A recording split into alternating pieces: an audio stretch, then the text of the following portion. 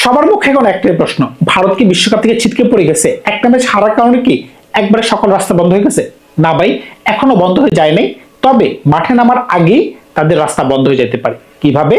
যদি কোনো কারণে আফ্রিকা যদি ওয়েস্ট ইন্ডিজকে হারাতে না পারে, তখন কিন্তু ওয়েস্ট ইন্ডিজ চলে যেতে পারে। এমনকি আফ্রিকা যেহেতু রান রেট ভালো, তখন কিন্তু ইকুয়েশনটা অন্য ধরনের হয়ে যেতে পারে। আবার যদি আফ্রিকা বাকি দুইটা ম্যাচ যদি হারতে পারে, যেমন জিম্বাবুয়ে যদি হারাই দিতে পারে, ওয়েস্ট ইন্ডিজ যদি হারাই দিতে পারে, তখন কিন্তু বিষয়টা অন্য ধরনের হয়ে যেতে পারে।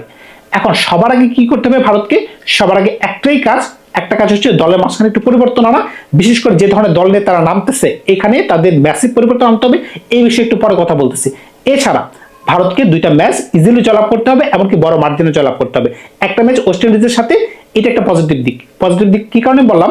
এই ম্যাচটা হচ্ছে গ্রুপ স্টেজের সর্বশেষ ম্যাচ, সুপার এইটের গ্রুপ স্টেজের সর্বশেষ ম্যাচ। তার মানে কি সেমিফাইনালের আগে এটা হচ্ছে লাস্ট ম্যাচ। তখন ভারত অ্যাটলিস্ট এটা জানতে পারবে যে আমাদেরকে কত রানের ব্যবধানে জিততে হবে, বা কত রানের ব্যবধানে জিততে পারলে আমরা সেমিফাইনাল খেলতে পারবো, রানরেটটা ক্যাচ আপ করতে পারবো। এখন এরকম সময় কিন্তু ওয়েস্ট ইন্ডিজও কিন্তু ফাঁসে যেতে পারে।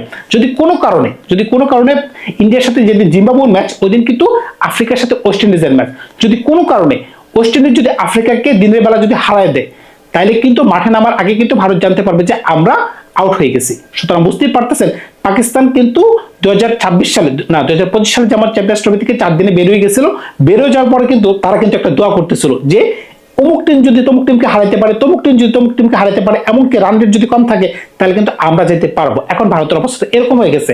এখন খেয়াল করে দেখেন, আফ্রিকা যদি ওয়েস্ট ইন্ডিজকে হারাতে পারে, ওয়েস্ট ইন্ডিজ যদি নিজেরা হারিয়ে যেতে পারে, কিংবা ভারত যদি জিম্বাবুয়েকে হারাইতে পারে, ভারত যদি ওয়েস্ট ইন্ডিজকে হারাইতে পারে, মানে পর নির্ভরশীল হয়ে গেছে। একটা আছে নিজের পায়ে দাঁড়ানো, আরেকটা আছে আপনি অন্যদের উপর চিন্তা করতেছেন, যদি তারা হারাইতে পারে তাহলে আমরা যেতে পারবো। তবে এখনো কিন্তু ইকুয়েশন বলতেছে তাদের পক্ষে যাওয়া পসিবল। কারণটাকে যদি আপনি দুইটা থেকে দুইটা ম্যাচ জিততে পারেন, এমনকি ওয়ান এন্ড অনলি আফ্রিকা যদি ওয়েস্ট ইন্ডিজকে হারাতে পারে, আদারওয়াইজ অন্য কোনো রাস্তায় নেই। তবে এই দল নিয়ে আমার কাছে মনে হচ্ছে না তারা সামনে বেশি দূর আগাইতে পারবে। খেয়াল করে দেখবেন কারণটা কি। আপনার দলের কোনো ব্যাটসম্যানের কোনো ফর্ম নেই। আপনি ঈশান কিষান বলেন, ঈশান কিষানকে যদি আপনি উপর থেকে বাদ দেন, আর নিচের দিকে শিবম দুবে আর হার্দিক পান্ডিয়া, এছাড়া অন্য কোনো পারফর্মার আপনি খুঁজে পাবেন না।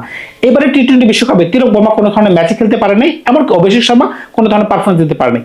এমনকি আপনি যদি মনে করেন দলের মাঝখানে পরিবর্তন আনতে চান, তাহলে অবশ্যই বোলিং থেকে শুরু করে আগাগোড়া সবখানে আপনাকে পরিবর্তন আনতে হবে। এছাড়া আপনি ভালো কিছু করতে পারবেন না।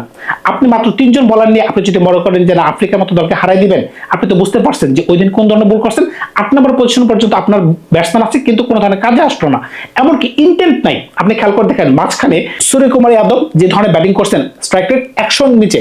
এমনকি হার্দিক পান্ডিয়া শিবম দুবের মাঝখানে একটা পার্টনারশিপ হচ্ছে 30-40 রানের, 16 বলে 14, 15 বলে 16, এই ধরনের ভাবে তারা খেলতে পারছে।